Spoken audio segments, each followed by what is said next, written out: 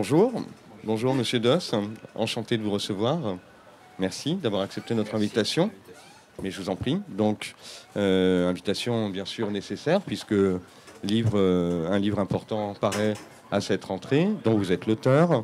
Ce n'est pas le premier, ce ne sera pas le dernier évidemment. La saga des... Chant du cygne, hein, mais bon, ça peut être mon chant du cygne. Pourquoi ça? Le chant du cygne et CIGNE. C'était le sous-titre de mon tome 2 de l'histoire du structuralisme, mais il y a déjà longtemps. Ouais. Bon, c'est gentil, on va Donc, faire en sorte que ce soit le chant du cygne SIGNE. Alors. Bah oui. Oui, c'est quand même mieux. On est là un peu pour ça.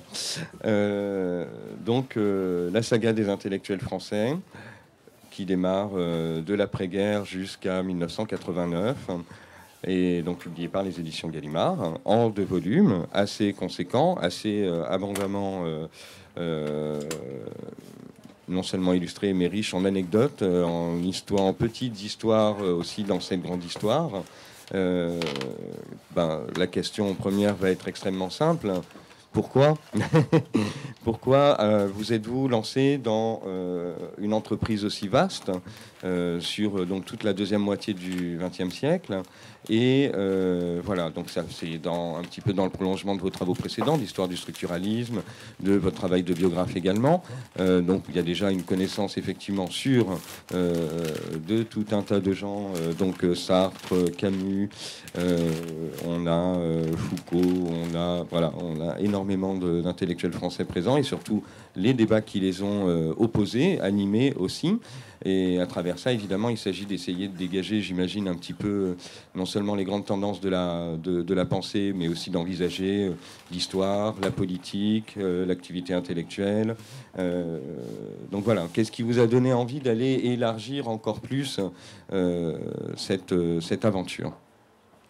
Bien, je vois déjà qu'avec vous, j'ai un bon lecteur, parce que vous avez déjà repéré un certain nombre de mes motivations et de ce que j'ai essayé de faire.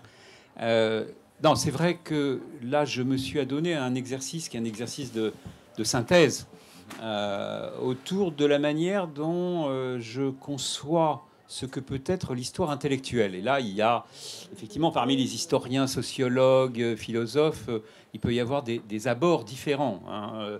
Je me pose là en historien qui a, disons, énoncer un peu les règles de ma méthode dans un livre qui remonte à 2004, si ma mémoire est bonne, qui s'appelle La marche des idées, histoire des intellectuels, histoire intellectuelle, où je plaidais déjà pour une démarche qui soit ni une démarche purement internaliste à l'intérieur des textes des écrivains, philosophes, sociologues qui sont pris dans l'attitude intellectuelle, on pourrait y revenir, donc ni enfermé dans le discours, ni une sociographie des idées.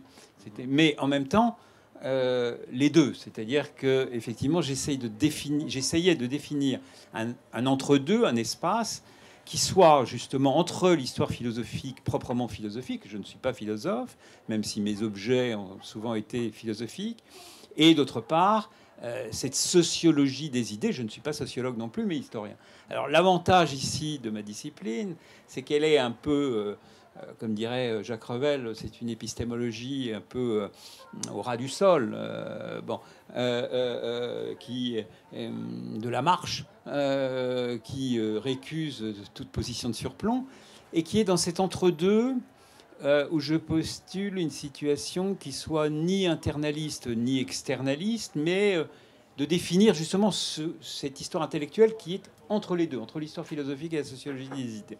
Et donc, là, j'ai expérimenté, disons, de manière pratique, en racontant cette histoire de 44, cette saga de 44 à 89, ce que je postulais sur le plan théorique en 2004. Alors, comme vous l'avez rappelé, c'est une période que je connaissais déjà de manière partielle et partiale, puisque j'y avais combiné mon premier bouquin, qui était l'Histoire en miettes. Effectivement, le deuxième volume ici, le sous-titre, c'est L'avenir en miettes, qui est un clin d'œil par rapport au début et au chant du cygne d'aujourd'hui. Donc, j'essayais de de voir là, par une mise en intrigue, par une mise en récit, comment synthétiser tout cela, qui a été ce que j'ai fait de l'histoire d'une école historique, hein, l'école des Annales. Puis je me suis intéressé effectivement à un paradigme, faire l'histoire d'un paradigme, le structuralisme. Puis j'ai pris comme angle des biographies, des parcours. Hein, celui de Ricoeur, de Michel de Certeau, de Deleuze et Guattari, de Castoriadis, de Nora, et là de Vidal-Naquet que je suis en train de terminer. Et donc, voilà, c'est donc une période que je connaissais par certains angles, avec un sentiment d'incomplétude et le désir de faire un travail plus panoramique, plus synthétique, qui englobe, qui embrasse tout ça, qui les agence dans des noyaux de cohérence, parce que cette histoire intellectuelle, on y reviendra peut-être, se postule aussi comme étant non réductionniste. C'est une école justement de l'anti-réductionnisme, parce qu'on voit que ça fonctionne, les schémas qu'on plaque comme ça sur les rapports entre tel et tel intellectuel, tel et tel courant, etc., ne fonctionnent pas. Quand on voit ça au ras du sol et sur les véritables enjeux tels qu'ils se sont posés concrètement. Et donc là, c'était ma première motivation. Ma deuxième motivation, c'est, je dirais, de l'ordre d'un travail de deuil, c'est-à-dire qui m'est aussi personnel, un travail de deuil par rapport à ce qu'a été une certaine divinisation de l'histoire et une crise d'historicité que nous vivons. Alors, quand je dis crise d'historicité, je ne dis pas crise de ma discipline qui est l'histoire. Au contraire, comme vous le savez bien, hein, en tant que libraire, c'est une discipline qui se porte plutôt bien et qui renvoie à une passion des Français pour l'histoire. Mais crise d'historicité, c'est-à-dire cette crise entre dans la triade relationnelle entre passé, présent, avenir. On vit en effet, et justement j'essaye d'en faire la chronique, un basculement, ça a été thématisé par l'historien François Hartog, un basculement du régime d'historicité, c'est ça que j'ai voulu tester aussi, au cours de ce deuxième XXe siècle. C'est-à-dire qu'on est passé d'un moment de divinisation de l'histoire qu'exemplifie très bien la figure de Sartre et de l'existentialisme ou du marxisme qui se portait très bien dans la sortie de la barbarie nazie dans les années 45-50, et cette croyance dans l'histoire qui nous vient d'ailleurs du basculement que situe Koselleck à la fin du XVIIIe siècle, qui va donner lieu à la Révolution française et qui va donner lieu aussi au XIXe siècle, qui a été, c'est un truisme que de le dire, on le sait déjà à la fin du 19e, qui a été le siècle de l'histoire. C'est-à-dire le moment où la raison semblait s'incarner dans le processus historique lui-même. Et ça a été théorisé par un Kant, par un Hegel, évidemment, la raison dans l'histoire, vers le savoir absolu, par un Marx, évidemment. Et ce régime d'historicité, il était encore très présent, cette manière de se porter vers le futur, l'idée que la raison, au-delà des acteurs et de leur conscience, se réalisait, avec parfois évidemment des ressacs, mais se réalisait et qu'on allait vers un progrès, une émancipation, etc. Au sortir de la barbarie nazie, d'ailleurs, on est dans une situation difficile, parce qu'il y a à la fois cet optimisme-là, qui mène à une certaine cécité par rapport à ce qui se passe, au réel. Et en même temps, il y a ceux qui disent, je pense à Bataille, je pense à la revue critique, je pense à ce que a pu écrire Primo Levi, au fait d'avoir honte d'être un homme après le génocide. Et donc, et d'une interrogation sur le fait qu'on ne peut plus penser de la même manière, que l'optimisme qui a dominé jusque-là n'est plus possible, et que le déclin n'est plus seulement le déclin de l'Europe, hein, comme le disait Spengler après le premier conflit mondial, mais l'interrogation sur l'homme, sur l'humain, sur ce qu'il est capable de faire dans le mal, hein, comme dirait Ricoeur. Et donc, cet optimisme-là, il s'est au fur et à mesure de la période 44-89, décomposé avec une série de scansions. C'est-à-dire qu'il y a là des événements historiques qu'ont traversé les intellectuels, qu'ils soient de gauche, de droite, croyants ou non croyants. Ça, c'est aussi une part qui m'est chère, c'est que, ayant peut-être parce que j'ai fait la biographie de Paul Ricoeur, protestant, de Michel de Certeau, jésuite. J'ai voulu aussi réintégrer dans notre cité intellectuelle sa part chrétienne. Bon, parce que on avait tendance à dire le laïcisme traditionnel en France que on était intellectuel que quand on était un croyant. Bon, et d'ailleurs, Certeau, Ricoeur et d'autres ont pâti de cette situation. Et donc, Scansion, qui vont mettre à bas cette croyance dans un sens téléologique de l'histoire et cette portée vers le futur dans tous les courants. C'est-à-dire que, évidemment, le courant marxiste qui va subir 56, la Hongrie, puis la Tchécoslovaquie en 68, avec l'intervention des troupes de pacte de Varsovie à Prague, puis l'effet Solzhenitsyn en 74, puis les Boat People dans les... Bon, ce qui n'empêche pas d'ailleurs un des philosophes qui est sur de vos tables de dire que son futur, c'est Pol Pot. Hein, et vous avez tous reconnu évidemment Alain Badiou. Donc, oui, oui, il est petit. Non, oui, il est petit. Non, non. Vous faites bien. Vous faites bien. Mais on va pas le censurer non plus parce que parce qu'il ferait figure de martyr et on va pas le mettre dans un camp de rééducation tout de suite en tout cas. Alors pas tout de suite en tout cas. Voilà. Donc voilà, tout ça évidemment par rapport au lendemain qui chante sont autant de désillusions et de scansions. Mais ceux qui ont cru aussi au progrès indéfini du développement de l'économie mondiale, qui apportait le bonheur de l'humanité, déchantent aussi. Je veux dire, la prise de conscience écologique, la prise de conscience du principe de responsabilité d'un Hans Jonas sur, effectivement, la nécessité de prendre en compte notre écosystème, ou toutes les réflexions d'un Serge Moscovici ici sur le rapport à repenser entre nature et culture, ou d'un André Gors, etc., Illich, et toute une pensée là des années 70 qui va nous donner à prendre conscience d'un certain nombre de fragilités et de risques de la posture prométhéenne qui avait été celle de ceux qui s'engageaient dans un progrès indéfini des forces productives, qui sont aussi en crise aussi l'engouement pour la France éternelle des intellectuels gaullistes, etc., de l'après-guerre, et d'une France qui est porteuse des droits de l'homme, de la révolution, etc., lorsqu'on sait que la France va torturer, et que l'actualité nous ramène au fait que notre président reconnaît aujourd'hui que nous avons, les Français, une responsabilité dans la mort et l'assassinat de Maurice Audin. Donc, tout cela, évidemment, et puis plein d'autres raisons aussi. Le fait qu'on en a rabattu en France sur l'idée de la grande puissance française et son message universel, la remise en cause de l'européocentrisme qui a été le nôtre, etc. Donc tous ces décentrements vont faire que on va déboucher sur une crise d'avenir, une crise de futur, et donc un basculement de régime d'historicité où l'horizon d'attente, le futur, va se rabattre sur le présent. Ce que d'ailleurs François Hartog, puisque on parle de lui à propos du concept de régime d'historicité, appelle le présentisme.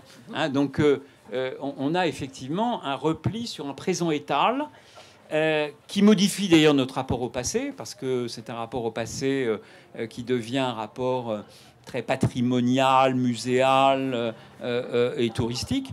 Et voilà, et c'est cette crise d'historicité qui est, disons, scandée par ma dernière date, qui est la chute du mur, qui est la synecdoque de beaucoup d'autres choses, évidemment, qui se joue là, à la fin des années 80 et qui signe d'une certaine manière la fin du tragique XXe siècle.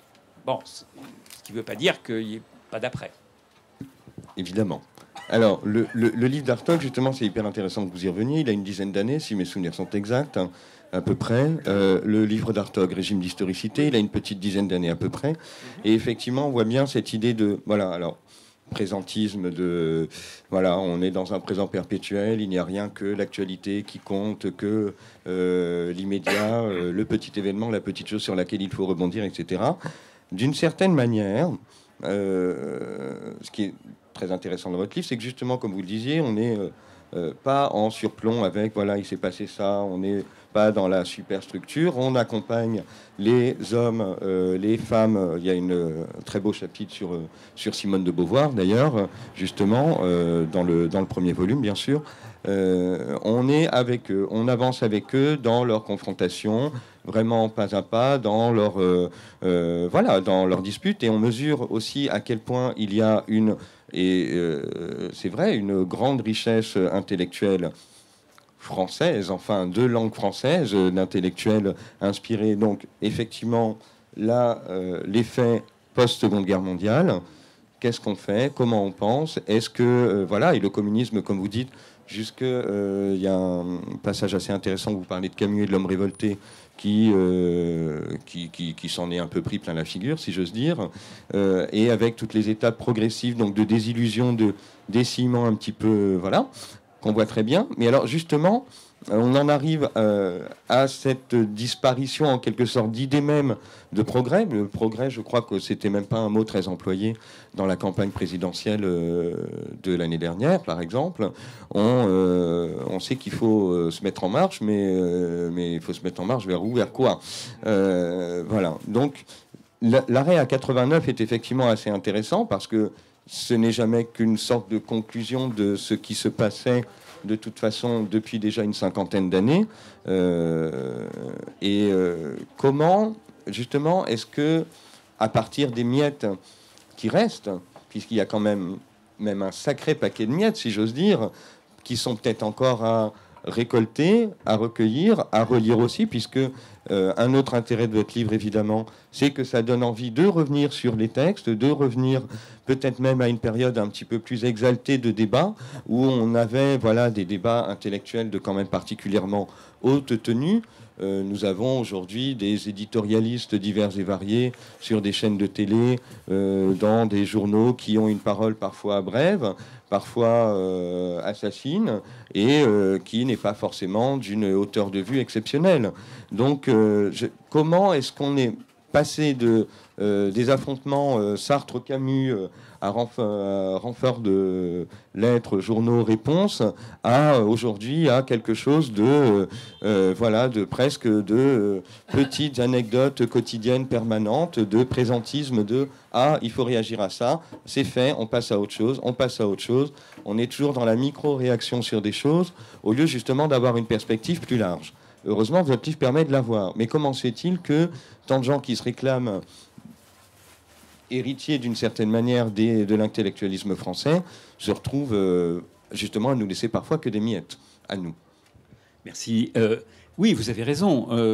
Mais on a les intellectuels qu'on mérite. C'est-à-dire que là, effectivement, les intellectuels sont effectivement une bonne porte d'entrée pour... il y en a d'autres. Mais pour saisir un peu la singularité d'une situation historique. Et c'est vrai que la crise d'historicité que l'on vit provoque évidemment la crise de l'intellectuel en tant que tel. Alors, cela ne veut pas dire, et certains me font dire ce que je ne dis pas, c'est-à-dire que l'idée de l'avenir en miettes, ça ne veut pas dire que les intellectuels, il n'y en a plus. Ça ne veut pas dire que ça signe la mort des intellectuels. Au contraire, je dirais que ça signe une tâche là énorme de la part des intellectuels, dans la mesure où on est confronté à des miettes, comme vous le dites, mais aussi, d'une certaine manière, à un champ de ruines sur en tout cas l'horizon d'attente, sur l'horizon d'espérance qui est le nôtre. Alors, il y a effectivement là différents types de modalités d'intervention et d'inscription de l'intellectuel. Vous évoquiez là, effectivement, des intellectuels médiatiques qui réagissent un petit peu au coup par coup et de manière superficielle. Ça existe, effectivement.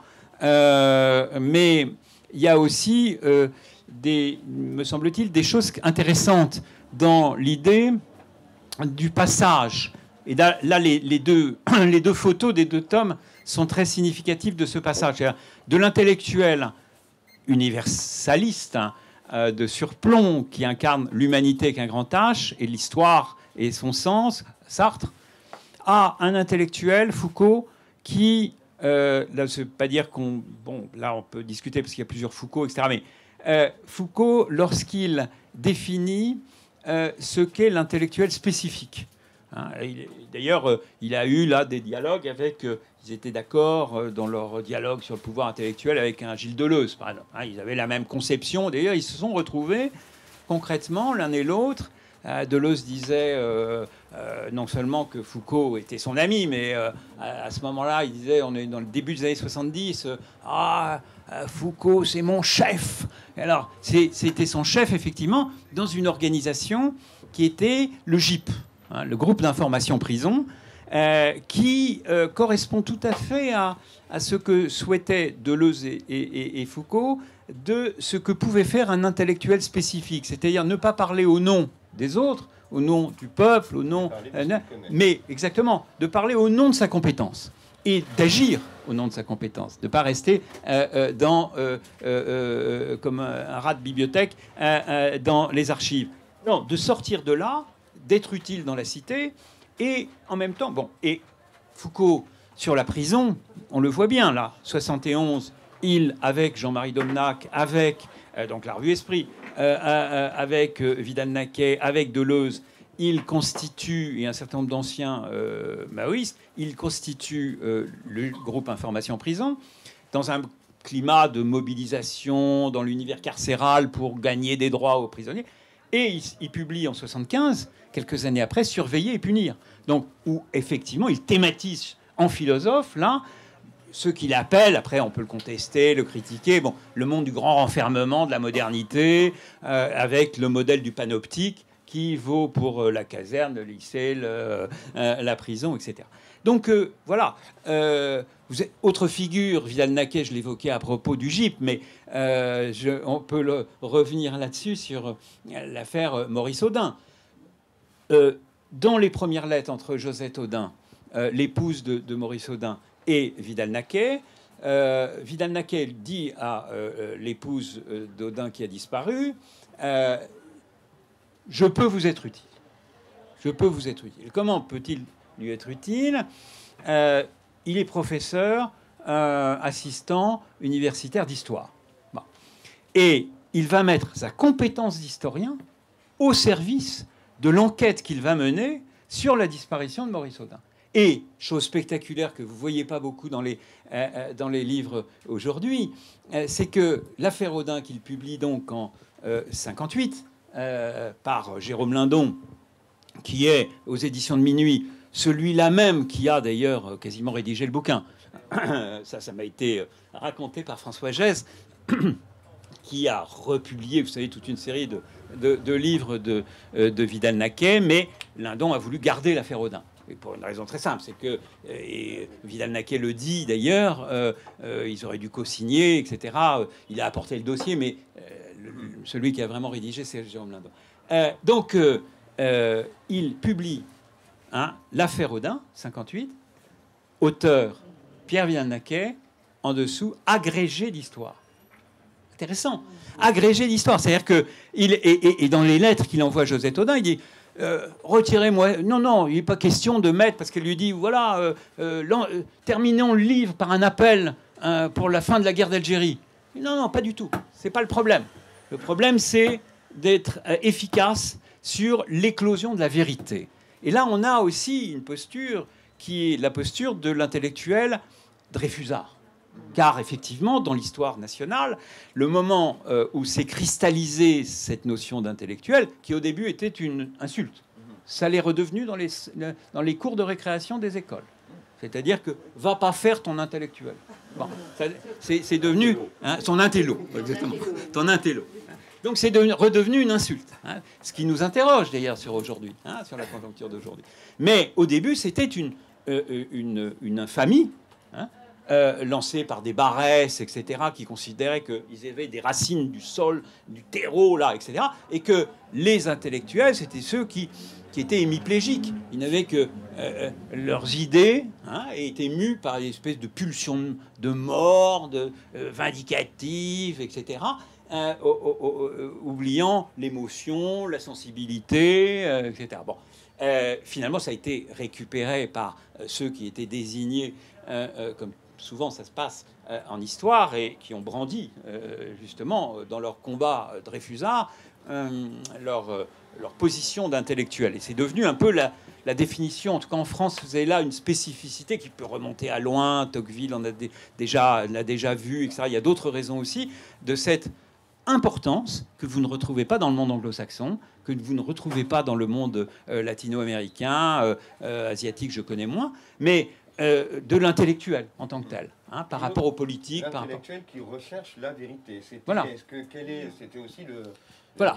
Voilà. Par rapport à la raison d'État, par rapport à d'autres raisons, voilà. On est effectivement dans la quête véritative. Alors évidemment, quand un intellectuel comme Vidal-Naquet se pose, comme il est en plus historien, que ce qui fonde l'histoire, c'est le contrat de vérité, là, vous avez évidemment quelque chose qui est particulièrement un ressort essentiel, hein, de cette pulsion. Mais je dirais aujourd'hui que l'intellectuel, alors, il est en crise parce que, justement, il n'y a plus de futur. Comme vous l'avez bien dit, d'ailleurs, on est en marche, mais vers où? Et bien malin serait celui qui pourrait nous dire vers où on marche. Bon, Heidegger disait que les chemins menaient nulle part. Donc, vers où marche-t-on? Bon, ça reste à reconstruire. Et c'est la tâche, pas seulement des intellectuels, mais entre autres, que de penser, justement, un futur, un avenir, un projet. C'est un philosophe qui disait qu'une société ne peut pas vivre sans inclinaison. Hein, bon, effectivement, on a besoin, tout individu, tout collectif a besoin d'un projet. Or, et c'est pas propre à la France, à l'échelle internationale, et là, je suis pas mal invité à l'étranger, etc., je peux voir, etc., les choses, dans les autres sociétés aussi. Ils sont, je pense au Brésil hein, particulièrement, mais qui vit une période dramatique, mais dans d'autres pays, ils sont aussi en mal de projet. Or, les recettes du monde des lendemains qui chantent, telles que, effectivement, elles ont traversé le XXe siècle, ne sont pas appropriées. Alors, certains se disent... Voilà, on a passé un mauvais moment, on a rasé les murs, on peut ressortir les vieilles banderoles, on en a laissé dans le vestiaire, et on sait où on va. Hein, on reprend la route, le chemin. Bon, moi je ne pense pas du tout, c'est un peu l'objet de mon travail, qu'il faut procéder comme cela. Il ne faut pas procéder comme ça, il faut revisiter, d'où la relecture de cette période, en la revoyant et en voyant un petit peu les errements, les erreurs, les aveuglements, les délires, car il y en a eu, ils sont nombreux. Du temps perdu, des pages perdues par moment. Quand on voit quelqu'un intelligent comme Sartre qui revient d'Urs et qui écrit dans France Soir à l'époque, qui a des tirages de millions de lecteurs, un titre d'article sur de l'enquête, il revient d'Urs. Il n'y a pas pays plus libre que l'Union soviétique, on est en plein procès stalinien, etc. Bon, on croit rêver, Bon, bon, donc il faut éviter évidemment ces aveuglements, mais il faut, comme dit Ricoeur, là encore, rendre notre horizon d'attente plus déterminé. C'est-à-dire qu'il faut reconstruire de l'horizon d'attente. Alors comment? Eh bien, en revisitant le passé, je dis pas, je ne vais pas reprendre le fameux topos des leçons de l'histoire, mais j'aime beaucoup la formule de Ricoeur, et qu'on retrouve ailleurs aussi, et dans les travaux des historiens aujourd'hui, je pense sur l'histoire contrefactuelle, etc., qui est de voir dans le passé les possibles non avérés du passé qui peuvent être justement source d'inspiration pour construire le futur. Alors, contrefactuel, c'est on relit l'histoire en disant et si c'était passé voilà. ça, ou si ça s'était terminé voilà. différemment, qu'est-ce que ça ou là, par la exemple, et comme ça a été la victoire, en général, c'est l'histoire des vainqueurs. Il y a effectivement des possibles non avérés qui sont les vaincus. Voilà. Donc il y a les vaincus, et les vaincus ont laissé parfois une trace dans l'histoire qui n'a pas été reprise, mais qui peut être reprise différemment. Évidemment, il ne s'agit pas de faire de l'anachronisme, mais je pense par exemple donner un exemple d'une histoire qui dépasse là l'histoire nationale, mais qui est inspirante pour reconstruire un horizon d'attente. Qu'est-ce que dit Castoriadis sur la Grèce? Contrairement à ce que certains pensent, Castoriadis, c'est pas parce qu'il est né en Grèce qu'il est un nationaliste grec qui voit tout par la Grèce en le donnant comme modèle. Mais par contre, il est d'ailleurs très critique sur la Grèce, hein, puisqu'il dit que la Grèce est arrêtée en 400 et quelques avant Jésus-Christ, donc après on peut plus parler de Grèce. Mais par contre, il dit voilà, il y a un germe grec. Il y a un germe grec parce que il y a eu là une invention extraordinaire. Il n'y a pas de cause. Hein. Et là, est-ce que c'est la révolution hoplitique? Est-ce que c'est on a cherché, les historiens de l'Antiquité, y compris Castoriadis, ont essayé de chercher des causes. Non, il y a une espèce d'invention là, d'autonomisation de la société athénienne qui va créer la démocratie. Bon. Et alors, cette démocratie, qui ensuite, sombrera dans des régimes impériaux, etc. Mais voilà, il y a eu un moment où le démos grec, où la démocratie, où le peuple bien fonctionnait avec les tirages au sort, etc. Je passe sur l'isonomie telle qu'elle était pratiquée dans la Grèce archaïque et classique. Mais, dit-il, il ne s'agit pas de retrouver dans la modernité l'agora grecque, mais voilà un germe qui peut nous inspirer pour approfondir une démocratie qui va mal, qui fonctionne pas bien, qui la coupure expertise citoyen, etc. Et là, me semble être une des tâches, en attendant de retrouver des intellectuels qui aient une vision plus globale, plus totale, sur un projet plus global. Je dirais que la tâche aujourd'hui des intellectuels est d'animer le débat démocratique pour justement reconstruire à partir des ruines que nous vivons, un rôle un peu de l'entre-deux.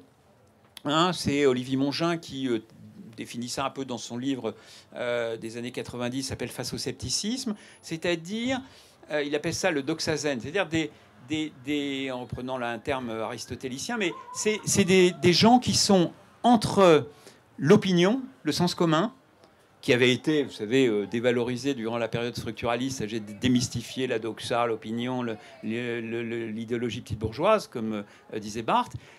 Donc, la doxa d'un côté et le savoir des experts. Et que vous avez effectivement dans les laboratoires du savoir moderne, quels qu'ils soient, des sciences exactes, des sciences humaines, etc., de réflexion sur notre société, des experts. Bon, mais qui, effectivement, souvent ne peuvent pas s'adresser au public parce qu'ils sont pris dans leur savoir d'expertise. Et les intellectuels, leur tâche, me semble-t-il, est de donner dans la cité, justement, ces points qui sont... ces nœuds qui sont mal conçus, mal perçus, mal pratiqués, et d'éclairer les choix, les enjeux de la cité. C'est ce qu'a fait magnifiquement, par exemple, un Ricoeur dans La mémoire, l'histoire, l'oubli. Il commence dans la première page 1, à avouer ses convictions, enfin, ses problèmes de citoyen devant la confusion entre mémoire et histoire. Et en philosophe, il éclaire justement la cité sur comment penser différemment la dimension mémorielle et la dimension historique et comment les articuler, comment les penser ensemble sans les confondre. Alors, oui, il y a du boulot.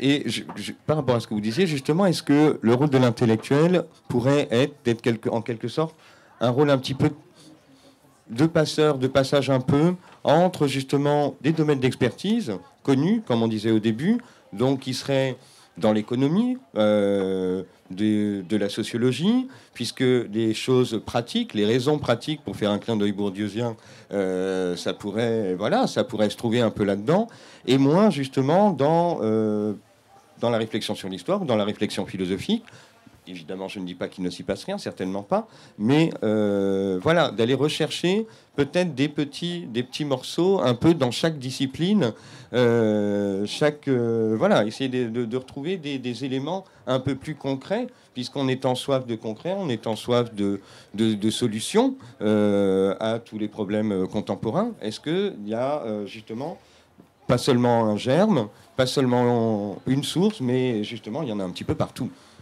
Alors effectivement, la tâche des intellectuels aujourd'hui, elle est moins simple qu'à une certaine époque où enfin, ça ne veut pas dire qu'elle était simple, mais les choix se posaient souvent de manière extrêmement manichéenne. Hein. C'était le blanc ou le noir. Bon. Et d'ailleurs, et les anathèmes allaient comme ça. C'est-à-dire qu'effectivement, vous défendiez une bonne cause, et puis si vous preniez des distances, voilà, vous étiez un renégat, un traître, etc. Bon, vous faisiez allusion d'ailleurs à ce qui s'est passé entre deux grands amis qui étaient extrêmement proches, qui étaient Camus et Sartre. Et effectivement, leur relation provoque beaucoup d'émotions parce que c'est une relation amicale extrêmement forte entre les deux. On pourrait presque dire entre les trois, avec Simone de Beauvoir et tout le milieu sartrien. Et puis, au point que même le public les confondait. C'est-à-dire que Camus, quand il était invité aux États-Unis, on lui disait « Mais vous êtes existentialiste, hein, vous êtes un envoyé de Sartre. » Bon. Donc, il y avait une espèce de confusion des deux. Et puis, comme vous l'avez évoqué, l'homme révolté. Et là, la rupture a été très dure, radicale. Il l'a extrêmement mal pris, Camus, que Sartre envoie Francis Janson pour critiquer son livre, alors qu'il attendait un écrit de Sartre. Et Camus, comme vous le savez, comme je le rappelle, répond, et ce sera publié dans les temps modernes, non pas à Sartre, mais à Monsieur le directeur. Donc ça en dit long.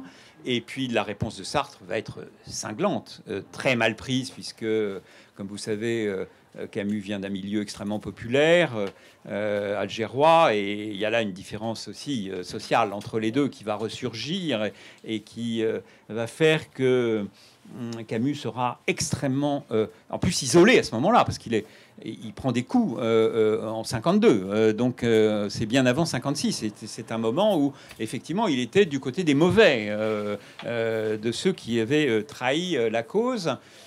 Et il disait à ses intimes, ce que je rappelle là, qu'est-ce que tu veux que je fasse? Je peux pas aller lui casser la gueule, il est trop petit. Ah, donc c'est dire un peu le degré Le niveau n'a pas toujours été élevé. Non, voilà. non, il n'y a pas que des épistémés ou des coups d'épistémés. Donc effectivement, il y a eu là des moments, et puis c'est des moments à la fois vous évoquiez tout à l'heure les débats exaltés. Il y a le côté positif de ces débats exaltés intellectuels de cette époque. Et puis il y a le côté un peu aussi terrorisant intellectuellement, qui n'est pas non plus dans l'exaltation particulièrement agréable. Je pense à quelque chose que je rappelle là, mais que j'avais déjà dit dans ma bio de Deleuze et Guattari, quand Deleuze ne peut pas terminer ses cours pendant un an, parce que Badiou et les badiouistes viennent l'empêcher de faire cours, concrètement. Hein, parce que c'est un petit bourgeois et que Badiou écrit dans les Cahiers d'Yenan que Deleuze est le théoricien fasciste de la pomme de terre. Hein, parce que, pour vous expliquer, à l'époque, il y a un des concepts deleuziens qui est le rhizome. Hein, donc, le rhizome, c'est une machine de guerre contre la dialectique hegeliano-marxiste, comme chacun sait. Et donc, c'est fasciste. Et donc, c'est fasciste. Et donc, ce fasciste ne doit pas faire cours. Et on l'empêche. On l'empêche. Alors, la multitude, normalement. Là, ça montre un peu des limites du débat. Je pense là, c'est des souvenirs que j'ai, moi, en tant qu'étudiant, dans le centre expérimental à qui je dois tout, qui est Vincennes, où j'ai fait mes études complètement, puisque je suis rentré à la naissance de Vincennes. Je pense à André Glucksmann, grand démocrate, qui empêchait Henri Weber, qui pourtant n'est pas un affreux réactionnaire, puisqu'il était au bureau politique de la Ligue communiste révolutionnaire, de faire cours sur l'histoire de la révolution russe, hein, parce que sa thèse n'était pas tout à fait une thèse maoïsante, et donc révisionniste à l'époque. Bon, ceci, voilà, quelques petits souvenirs de débats qui sont pas toujours... bon, alors, c'est pour dire qu'il y avait aussi le phénomène de chapelle, le phénomène de discrédit de ce que vous disiez, parce que on vous discréditait au nom de votre position de classe. C'est-à-dire que vous pouvez raconter n'importe quoi, mais à partir du moment où vous étiez bourgeois du 16e arrondissement, ce que vous pouvez raconter ou rien, c'était exactement pareil. Donc c'était ou par votre position de classe, ou par votre position libidinale, une mauvaise gestion de la libido, qui faisait que votre discours, de toute façon, était discrédité. Bon. Alors, on n'en est plus là, parce qu'il y a eu dans les sciences humaines, effectivement, dans les années 80, c'est quelque chose que j'avais mis fait une photographie un peu de ce qui se passait dans le milieu des années 90 dans mon bouquin qui s'appelle pas l'Empire des sens, mais qui s'appelle l'Empire du sens, et dont le sous-titre était l'humanisation des sciences humaines, où le tournant là sur prenons les acteurs au sérieux, et le tournant un peu herméneutique et pragmatique, pour s'interroger sur ce qu'agir veut dire, sur l'action. Et donc là, il y a eu un tournant manifeste autour des années, fin des années 80. Bon, ceci donc pour dire que le débat intellectuel s'est décrispé. Alors, décrispé, ça n'a pas que des aspects positifs, c'est-à-dire que où sont les enjeux, où sont des débats fermes entre des positions alternatives. Là, c'est une critique qu'on peut faire du débat intellectuel d'aujourd'hui, ou qui va se déployer sur parfois des faux débats, parce qu'il faut des controverses. Mais il s'est décrispé, et j'en donnerai pour exemple le passage à une revue qui est la revue Le Débat, qui se constitue en 80, lancée, comme vous savez, par Pierre Nora, avec comme cheville ouvrière Marcel Gaucher et Christophe Pomian. Mais Marcel Gaucher, qui a aussi tout un passé d'animateur de revue, avec la revue Texture, la revue Libre, etc. Bon. Et vous avez là une revue qui essaie justement de décloisonner les choses et de mettre en débat, le terme débat, le débat est très significatif, de mettre sur la table pour justement les citoyens là où se passent les enjeux, c'est-à-dire les positions des compétences que l'on peut demander à tel ou tel spécialiste pour qu'il éclaire un certain nombre de débats sur la place publique. Et je crois que bon, le débat maintenant, 80, on a 2018, un peu de bouteille, quelques décennies derrière lui. Et un petit peu plus orienté, on va dire, mais, un peu moins étalé. Oui, mais il n'y a pas d'orientation au sens de chapelle du terme, au sens d'école de pensée. Bon, vous avez des revues. La revue Esprit, par exemple, est une revue très ouverte, oui, mais qui a une histoire, qui a une espèce de filiation intellectuelle qu'on peut retracer. La revue Le Débat est plus dans voilà, notre histoire, c'est l'histoire intellectuelle. Faisons en sorte que dans tous les domaines, et là, il brasse quand même tous les domaines. Vous disiez, il faut les choses plus matérielles que l'histoire, que la philosophie. Non. Vous avez des numéros du débat sur quand la philosophie revient, oui, sur l'histoire, sur l'histoire monde. Non, ils sont attentifs sur tous les fronts, des SHS, des sciences exactes, de la physique et de la chimie, etc. Et donc, comment effectivement s'approprier. Alors, aujourd'hui, ça fait pas, effectivement, faire débat, ça fait pas un projet de société. C'est-à-dire qu'après, il y a un travail quand même d'agencement et de remembrement qui est quand même nécessaire. Mais ça, c'est un travail qui est à faire et qui n'est pas qui est prométhéen et qui n'est pas la tâche de Monsieur X ou Monsieur Y. Je crois que c'est la situation historique que l'on va vivre qui va faire émerger des prolégomènes de cette chose. Il y a peut-être des questions. Voilà. Il y a peut-être des questions. J'aurais 3 questions à vous poser. C'est beaucoup, mais enfin... La première concerne l'objectivité, c'est-à-dire quand on aborde l'histoire de la pensée, est-ce qu'on peut être objectif? Est-ce qu'on peut mettre ses a priori de côté, son histoire propre? Bon, ça c'est ma première question. La seconde, c'est est-ce qu'on n'assiste pas actuellement à une normalisation en fait du statut des intellectuels? Il y avait une exception française qui est en train de disparaître. Et la troisième, c'est sur le livre de Rosanvallon, Pierre Rosanvallon, qui recoupe un peu vos réflexions.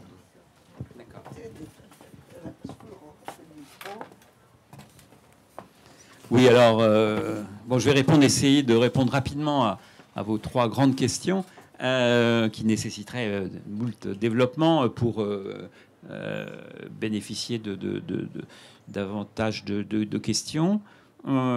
Sur la question de l'objectivité, non. Effectivement, il n'y a pas d'objectivation et d'objectivité possible. Ça, c'est un topos qui nous est classique, nous, en histoire. Les historiens, on leur demande, et j'espère avoir répondu à cet impératif déontologique, une certaine honnêteté intellectuelle, c'est-à-dire que une certaine honnêteté par rapport à la vérité, par rapport aux choses telles qu'elles se sont passées, comme disait Otto Ranke. Oui, ça, bien sûr. Après, non, l'historien assume sa subjectivité, et je l'assume. C'est-à-dire que dans le bouquin, je pose très précisément dès le départ d'où je parle, hein, comme on dit, d'où tu parles, camarade, à une époque. Et pas sous la torture, là. Effectivement, donc je rappelle un certain nombre de choses de mon parcours, de la nécessité, je l'évoquais tout à l'heure, d'un travail de deuil, etc. C'est pas le cas pour tout le monde, etc. Par rapport à une divinisation de l'histoire. Bon, tout le monde n'a pas connu cela. Je le fais de manière discrète.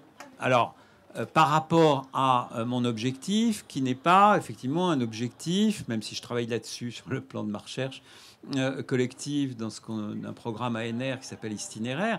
On travaille sur les parcours des historiens et d'un corpus qui est celui de la soutenance des HDR. Donc, je travaille un peu sur ce que Nora a thématisé des égo-histoires. Bon, alors, un lien avec votre troisième question sur Rosanvallon. Rosanvallon fait une histoire intellectuelle. Moi, je parle pas mal aussi de Rosanvallon et dans ce livre, j'ai rien contre cette histoire de Rosanvallon. C'est une histoire d'une partie des intellectuels, ce qu'on appelle la deuxième gauche, hein, pour aller vite, à partir de 69 jusqu'à aujourd'hui. C'est sa propre histoire. C'est-à-dire que Rosanvallon écrit son égo-histoire. Hein, et comment il s'inscrit dans le paysage intellectuel, effectivement, mais lui, personnellement, dans tout son parcours. Moi, c'est pas du tout ça que je fais. Je pose, effectivement, un peu d'où je viens, les interrogations qui sont miennes et qui peuvent éclairer un peu un certain nombre de fils directeurs, comme je l'ai dit là. Bon. Cela dit, j'essaye d'avoir dans cette histoire un point de vue, non pas de surplomb, mais panoramique, de montrer la diversité, la multiplicité des courants. Hein. En aucune manière, je fais, je ne sais pas, l'historique de courants auxquels j'ai appartenu, où je me suis reconnu à une époque donnée de ma trajectoire. Nullement. Donc voilà, notre spectre n'est pas le même. Mais ils sont complémentaires, hein, je dirais, avec Rosanvallon. Alors maintenant, vous posez la deuxième question, qui est la normalisation ou pas de l'exceptionnalité française. On va voir. Moi, je suis pas prophète et en la matière, je pense qu'effectivement, votre hypothèse est possible. C'est est-ce qu'on n'est pas sorti, comme on est sorti dans bien des domaines, d'une exceptionnalité française à l'heure de la mondialisation, des connexions internationales, du fait que tout ne se joue plus dans le cadre de l'État-nation, etc. Donc il y a peut-être effectivement de ce phénomène-là.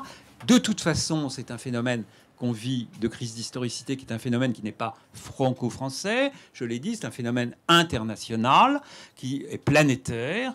Donc là, effectivement, on n'est pas confronté là à l'exceptionnalité française. Par contre, je pense il subsiste. Alors, est-ce que ça subsistera encore longtemps? Je n'en sais rien.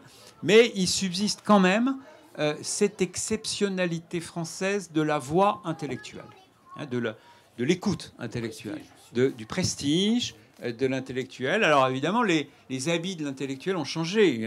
Ça a été les écrivains, Voltaire, Zola, qui a incarné, ensuite Sartre comme philosophe. Ça peut être des cinéastes, des chanteurs. C'est pas forcément non plus des gens de l'école normale sup, mais ça peut être des énarques. Enfin, je veux dire, il peut y avoir des habits très différents, mais j'ai comme l'impression quand même que ça reste encore une exceptionnalité française que vous ne retrouvez pas. Je sais pas, dans l'univers, par exemple, nord-américain, vous avez vraiment une coupure entre ce qu'est la vie intellectuelle des campus prestigieux, Cornell, Harvard, etc., mais qui sont coupés de la société trumpiste de l'américain moyen. Il y a là une coupure totale. On peut se réjouir en France qu'il y a plus de ponts, même si un Zemmour est en tête des ventes. Bon. Alors, il n'est pas en tête. Hein. Pas ici, je pense. Certainement pas ici. Est-ce que quelqu'un d'autre veut... Sinon, moi, j'ai proposé un peu de vin blanc. Voilà, donc tu voulais venir échanger avec Monsieur Doss, avoir une petite dédicace. Voilà. Et on va servir du vin blanc. Très bien. Merci beaucoup. Merci à vous. Moi, je vous en prie. Merci. Merci.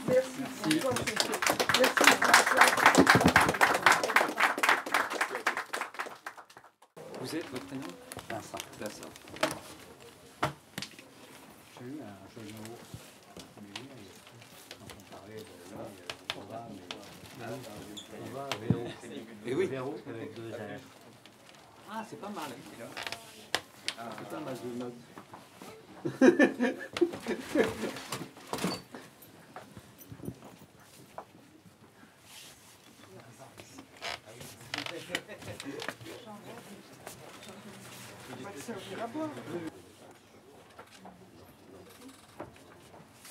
Merci pour le jeu de mots.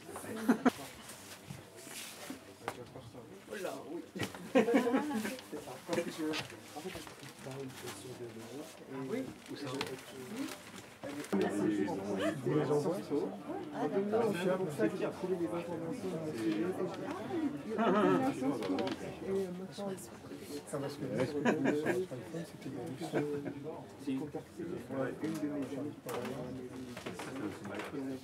Merci. Évidemment.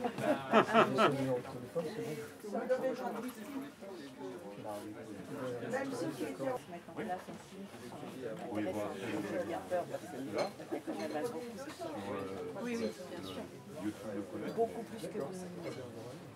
Parce qu'elle l'envoie sur YouTube. C'est la maman qui est